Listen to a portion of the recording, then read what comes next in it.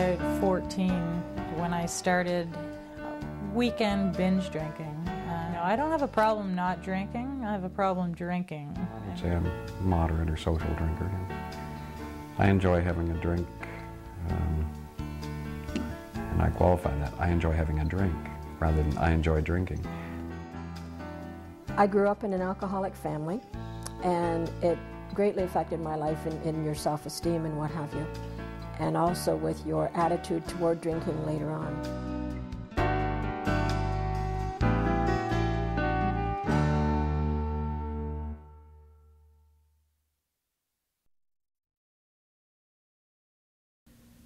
It's a fact. Alcohol abuse costs each Canadian $463 per year. Alcohol contributes to stroke, high blood pressure, heart disease, breast cancer, and colorectal cancer. 58% of teens report drinking.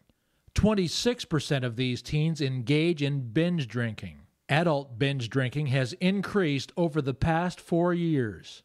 23% of youth are passengers in vehicles driven by someone who had been drinking alcohol. 3.9% of adults report drinking and driving a motor vehicle, and 7.8% report drinking and driving a recreation vehicle. In Grey Bruce, a 34% binge drinking rate is higher than both the Canadian and Ontario averages. Drinking alcohol in the reproductive years is risky. 4% of babies are exposed to alcohol while in the womb and at risk of developing fetal alcohol spectrum disorder. Drinking can be risky. It's all about risk. Any drinking carries some risk. The more you drink, the more you increase your risk of becoming part of that number one problem, alcohol. The only way to have no risk is to not drink at all. Consider the risk level when driving your car. The faster you go, the more you increase your risk of having a collision or getting a ticket.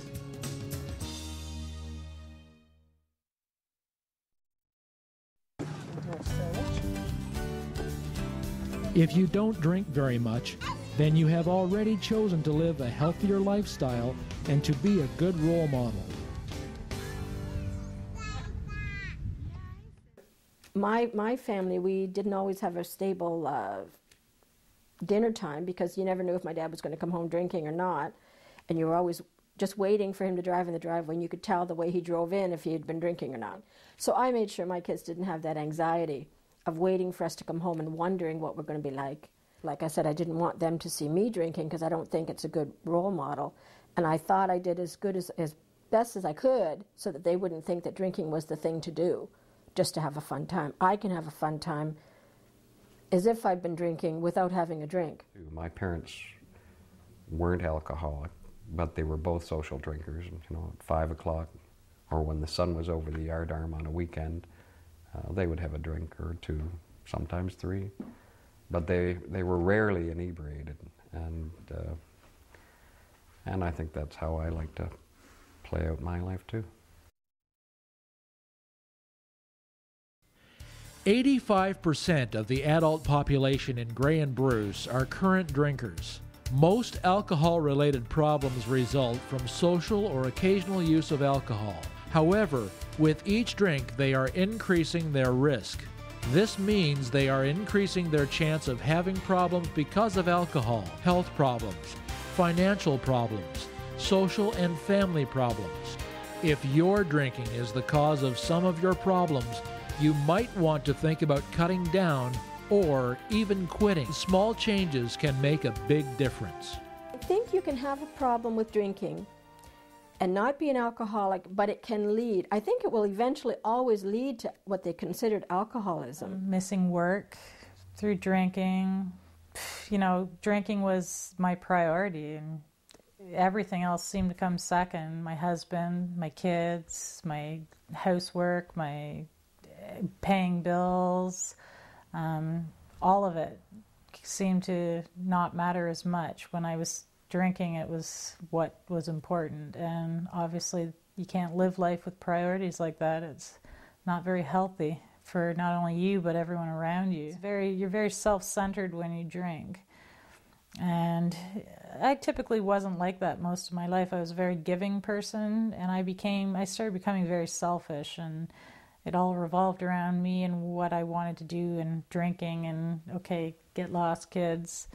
I'm with my friends drinking, and the kind of person you don't really want to be, I was. So.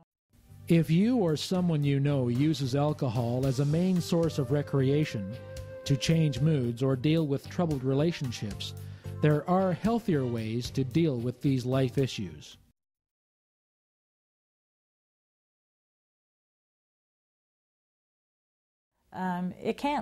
It can't get better for you. It can only get worse because your habits don't change. If you have to make a personal choice. If you want to change, you have to do it yourself. You have to look yourself in the eye in the mirror and say, am I doing the right thing, or should I change? And I chose to change. I mean, I don't want to put my family through what I have. I don't want to kill somebody driving in a car drunk. I don't want my kids to consider me a drunk. All of those things, affect me, and that's really what helped me make my decision. For women, limit yourself to 1 standard drink per day. And for men, limit yourself to 2 standard drinks per day. Less is better. Eat when having a drink. Drink slowly. I don't have any guideline that I follow for myself, that I have so many drinks and then I have a coffee, or I'll just know that I'm as happy as I want to be, and then if I drink any more, I'll be a little too happy.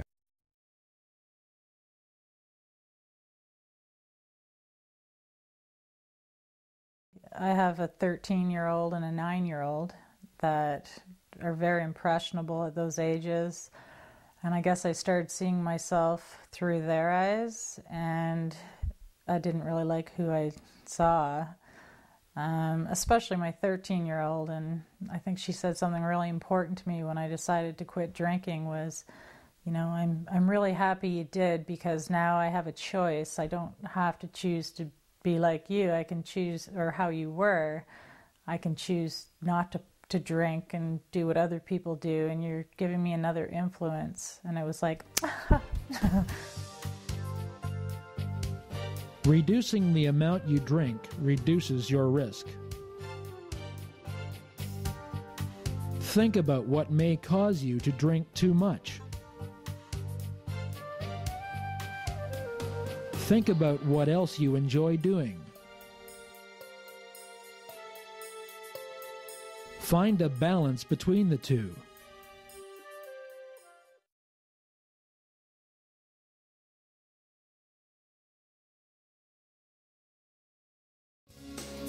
There are times when any amount of alcohol is risky. If you have health problems or are taking certain medications, have a personal or family history of drinking problems, are or may be pregnant or breastfeeding, operate vehicles, or need to be alert.